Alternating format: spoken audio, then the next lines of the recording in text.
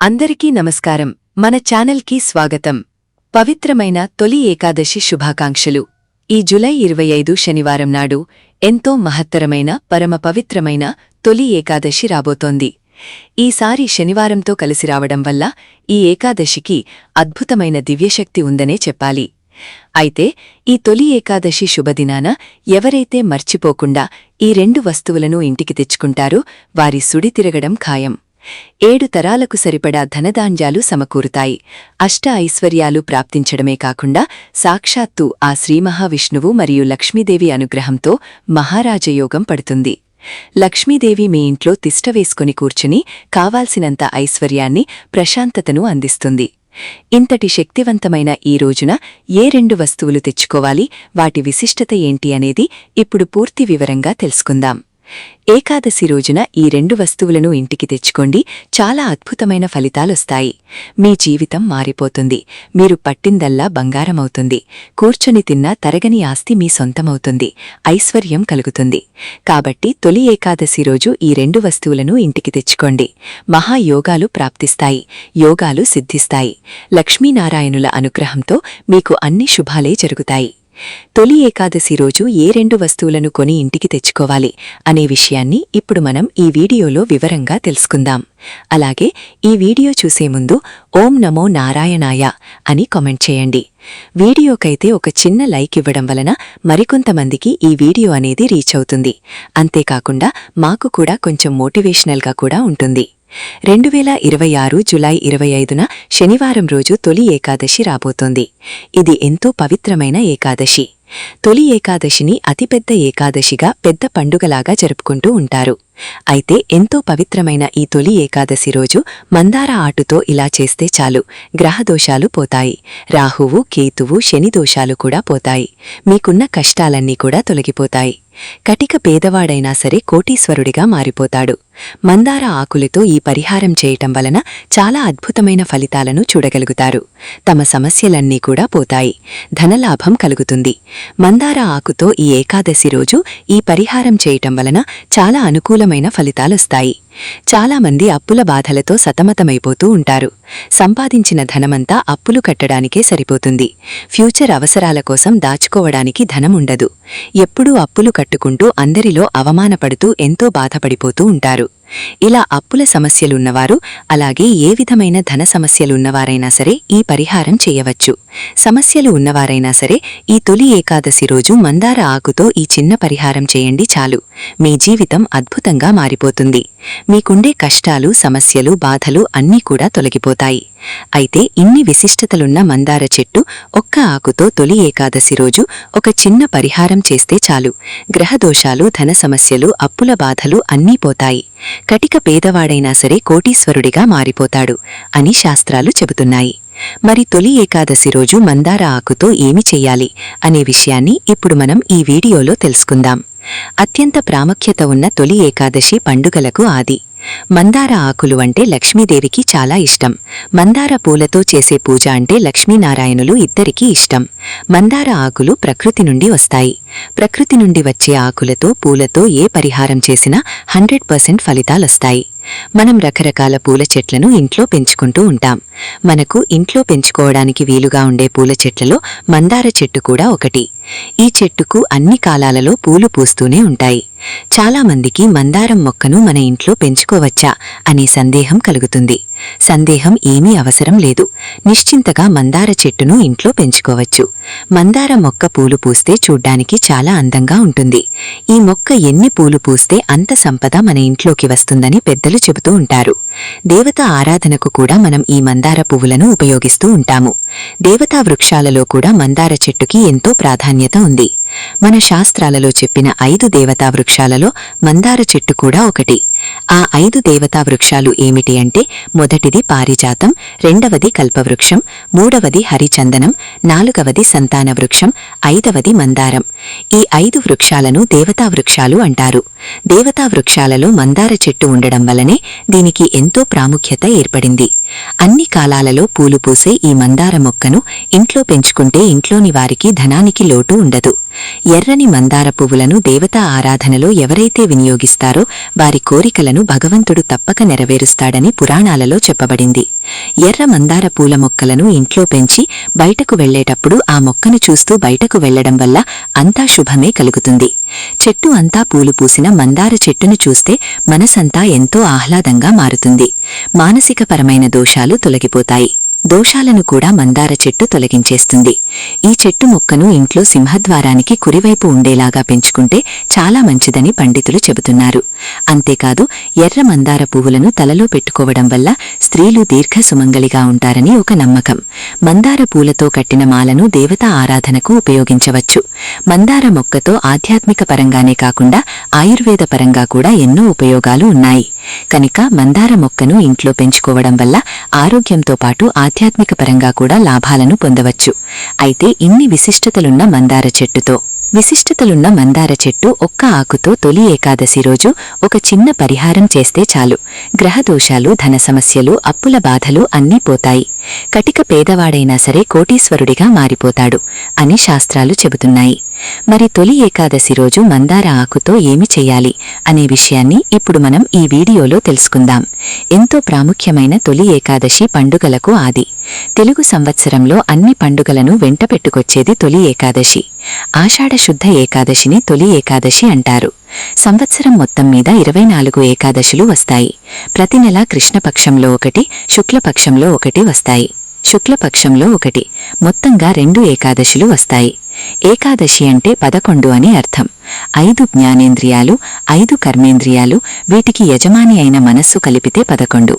ఈ 11 ఇంద్రియాలు ఏకోన్ముఖంగా భగవంతునిపై పనిచేసే సమయమే ఏకాదశి. ఆషాఢమాస ఏకాదశిని తొలి ఏకాదశిగా జరుపుకుంటారు. దీనినే శయని ఏకాదశి, ప్రథమ ఏకాదశి, హరివాసరం అని కూడా అంటారు. ఈ రోజు నుంచి శ్రీ మహావిష్ణువు క్షీరాబ్ధిలో శేషపాన్పుపై శయనిస్తాడు. అందుకే దీన్ని శయన ఏకాదశి అని కూడా అంటారు.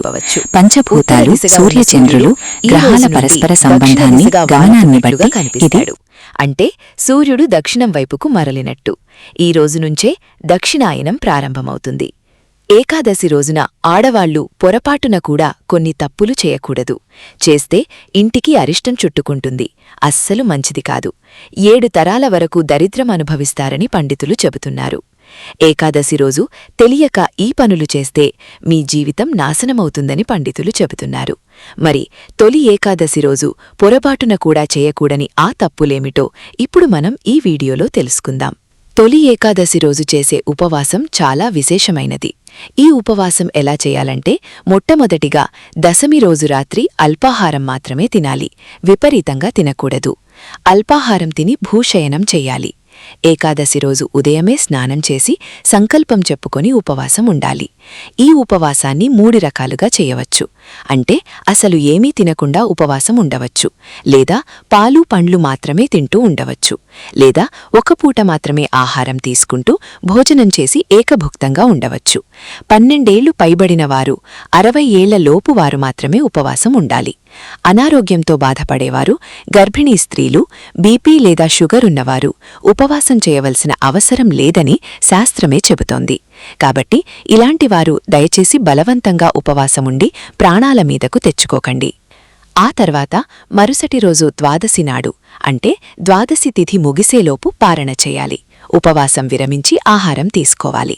ఇలా తొలి ఏకాదశి రోజు ఉపవాస నియమాలు పాటించగలిగితే లక్ష్మీనారాయణుల సంపూర్ణ అనుగ్రహం మీకు లభిస్తుంది. అమ్మవారి అనుగ్రహం లభిస్తే ఇక సంపదలు, వైభవాలు అన్నీ వాటంతటవే వస్తాయి. వైభవం అన్నీ వస్తాయి. అనుగ్రహం లభిస్తే రక్షణ వస్తుంది. ఇక ఈ ఏకాదశి రోజు కొన్ని తప్పులు అస్సలు చేయకూడదని శాస్త్రం చెబుతోంది. ఏకాదశి అంటే 11 అని అర్థం. 5 జ్ఞానేంద్రియాలు, 5 కర్మేంద్రియాలు, ఒక మనస్సు. ఈ 11 ఉంటేనే మన జీవితం ముందుకు నడుస్తుంది. ఈ 11 ఇంద్రియాలను పవిత్రంగా ఉంచుకోవడం, అదుపులో ఉంచుకోవడమే ఏకాదశి. నాలుక, ముక్కు, చెవి, కన్ను, చర్మం, ఇవి 5 జ్ఞానేంద్రియాలు. వీటి ద్వారానే మనకు జ్ఞానం కలుగుతుంది. ఏకాదశి రోజు వీటిని ఎంతో పవిత్రంగా ఉంచుకోవాలి. అంటే నాలుకను పవిత్రంగా ఉంచుకోవడానికి మాంసం మద్యం తినకూడదు, చెడు మాటలు మాట్లాడకూడదు, తాంబూలం వేసుకోకూడదు. అలాగే చెవి, ముక్కు, కన్ను, చర్మంతో కూడా చెడు పనులు చేయకూడదు. అంటే వినకూడనివి వినకూడదు. చాడీలు, బూతులు, చెడు మాటలు వినకూడదు. కళ్లతో చూడకూడనివి చూడకుండా ఉండాలి. ఏకాదశి రోజు అభ్యంగన స్నానం చేయకూడదు, ఎందుకంటే అది భోగదాయకం. క్షవరం కూడా చేయించుకోకూడదు. ఇవి 5 జ్ఞానేంద్రియాలతో చేయకూడని తప్పులు. ఇక కర్మేంద్రియాల విషయానికి వస్తే వాక్కు, చేతులు, కాళ్ళు, మలద్వారం, మూత్రద్వారం ఇవి 5 కర్మేంద్రియాలు. ఈ కర్మేంద్రియాలతో కూడా ఎటువంటి తప్పులు చేయకూడదు. అంటే పరులను నిందించకూడదు, బాధ పెట్టకూడదు, చర్చలకు, వాదనలకు దిగకూడదు. అలాగే దశమి రాత్రి నుండి ద్వాదశి రోజు పారణ చేసే వరకు బ్రహ్మచర్యం పాటించాలి. ఇలా ఈ తప్పులు చేయకుండా ఉండగలిగితే జ్ఞానేంద్రియాలు, కర్మేంద్రియాలు, మనస్సు ఇవన్నీ పవిత్రంగా ఉంటాయి. కనుక తొలి ఏకాదశి రోజు భార్యాభర్తలు కలవకూడదు. ఇప్పుడు చెప్పుకున్న పనులేవీ చేయకూడదు. అలాగే నెలసరిలో ఉన్న ఆడవారు ఏకాదశి వ్రతాన్ని పూజల రూపంలో చేయకూడదు. అలా చేస్తే దోషం చుట్టుకుంటుంది. అలాగే తొలి ఏకాదశి రోజు ఇంటిని ఎంతో శుభ్రంగా ఉంచుకోవాలి. ఈ తప్పులు చేశారంటే మాత్రం మీకు వ్రత ఫలితం దక్కదు. ఇంటికి కూడా అస్సలు మంచిది కాదు, అరిష్టం చుట్టుకుంటుంది. కనుక తొలి ఏకాదశి రోజు ఎవ్వరూ కూడా ఈ తప్పులు చేయకండి. ఇక విషయంలోకి వెళ్తే తొలి ఏకాదశి రోజు ఒక మందార ఆకుతో ఈ పరిహారం చేస్తే చాలు. మీకున్న ధన సమస్యలు, అప్పుల బాధలు, రాహు, కేతు మరియు శని దోషాలు కూడా పోయి కోటీశ్వరులుగా మారిపోతారని పెద్దలు చెబుతున్నారు.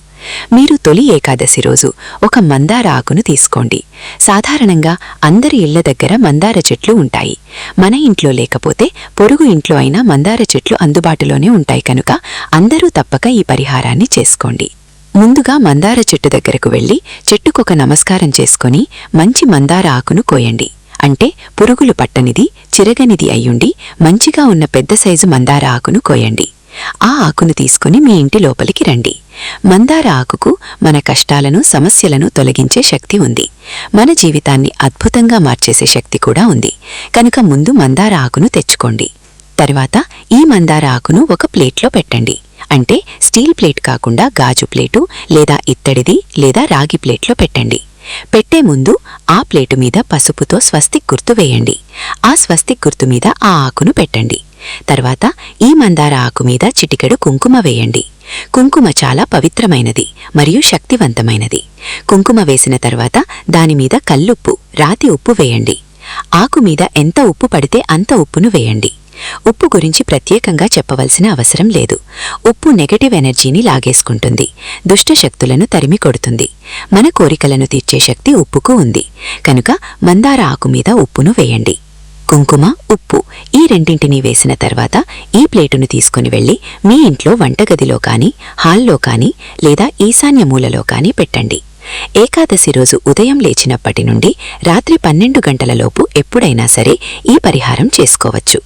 ఇలా పెట్టిన మందార ఆకును మరుసటి రోజు అంటే ద్వాదశి రోజు సాయంత్రం తీసి ఏదైనా చెట్టు మొదట్లో వేయండి.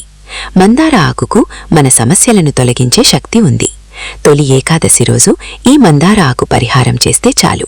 మీకుండే అప్పులు తీరిపోతాయి, ధన సమస్యలు పోతాయి, రాహు, కేతు మరియు శని దోషాలు తొలగిపోతాయి. మీరు అపర కుబేరులుగా మారిపోతారు. కాబట్టి మీరు కూడా తొలి ఏకాదశి రోజు మందార ఆకుతో ఈ చిన్న పరిహారాన్ని చేసి శుభ ఫలితాలను పొందండి. అలాగే ఈ తొలి ఏకాదశి రోజున గుడికి వెళ్ళినప్పుడు విష్ణుమూర్తిని పూజించేటప్పుడు మందార ఆకు మీద దీపాన్ని పెట్టండి. ఏం లేదు, ముందు నేల మీద మందార ఆకును పెట్టి ఆ ఆకు మీద ప్రమిదను ఉంచి దీపం వెలిగించండి. ఇలా మందార ఆకు మీద దీపం వెలిగిస్తే లక్ష్మీనారాయణుల అనుగ్రహంతో సకల ఐశ్వర్యాలు సిద్ధిస్తాయి. అలాగే ఈ తొలి ఏకాదశి రోజున ముఖ్యంగా శ్రీ మహావిష్ణువుకు లేదా శ్రీ వెంకటేశ్వర స్వామికి మహానైవేద్యాన్ని సమర్పించాలి. ఇక తొలి ఏకాదశి రోజు ఒక 2 వస్తువులను కొని ఇంటికి తెచ్చుకుంటే చాలు, మహారాజయోగం పడుతుంది. తరతరాలకు తరగని ఐశ్వర్యం వస్తుందని పెద్దలు చెబుతున్నారు. ఆ వస్తువులలో మొదటి వస్తువేమిటంటే పచ్చకర్పూరం. కొంచెం పచ్చకర్పూరాన్ని ఈరోజు మీరు మీ ఇంటికి తెచ్చుకుంటే మీకు అన్ని శుభాలే జరుగుతాయి. కొంతమంది ఇళ్లల్లో అసలు శుభకార్యాలు జరగట్లేదని ఎంతో బాధపడిపోతూ ఉంటారు. అలాంటి వారు ఈరోజు పచ్చకర్పూరాన్ని కొని ఇంటికి తెచ్చుకుంటే ఖచ్చితంగా ఇంట్లో ఏదో ఒక శుభకార్యం జరుగుతుంది. ఈరోజు పచ్చకర్పూరాన్ని కొని తెచ్చుకుంటే ఒక మంచి పాజిటివ్ ఎనర్జీ వస్తుంది. చెడు అనేది ఇంట్లో నుండి వెళ్ళిపోతుంది. లక్ష్మీనారాయణుల అనుగ్రహం మీకు కలుగుతుంది. ఈ రోజు కొని తెచ్చిన పచ్చకర్పూరంతో స్వామివారికి హారతి ఇవ్వవచ్చు, లేదా పూజ గదిలో పెట్టి ఉంచవచ్చు, లేదా ప్రసాదంలో కొంచెం పొడి చేసి కలపవచ్చు. మీ ఇష్టం. ఈ కర్పూరంతో మీరు ఏ విధంగా అయినా చేసుకోవచ్చు. కానీ ఖచ్చితంగా పచ్చకర్పూరం మాత్రం తెచ్చుకోండి.